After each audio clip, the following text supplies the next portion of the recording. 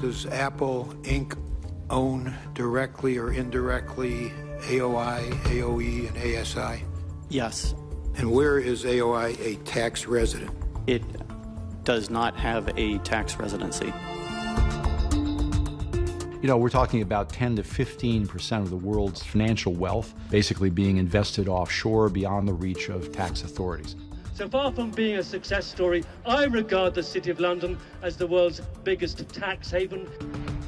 Can you tell me how many subsidiary companies of your group are incorporated and operating in the Cayman Islands?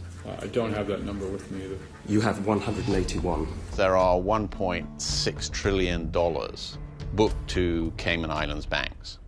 Almost none of that is actually in Cayman. Many politicians have an illusion that they actually run their country, when actually they run their country within the confines that the global financial system places on. There was a period before we had a welfare state. We had the welfare state under a certain set of conditions, and those conditions have changed. The social contract is broken.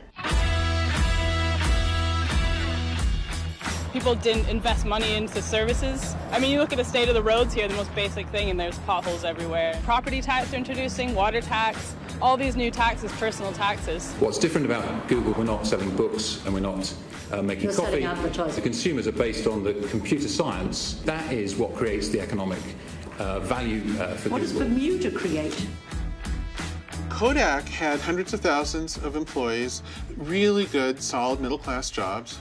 The new world of photography is Instagram, which had 13 employees and sold for $1 billion to Facebook. Les entreprises meurent sous l'effet de cette révolution industrielle et cessent de payer des impôts. Et puis, la marge se déplace vers les paradis fiscaux. At some point, more inequality is not simply more inequality.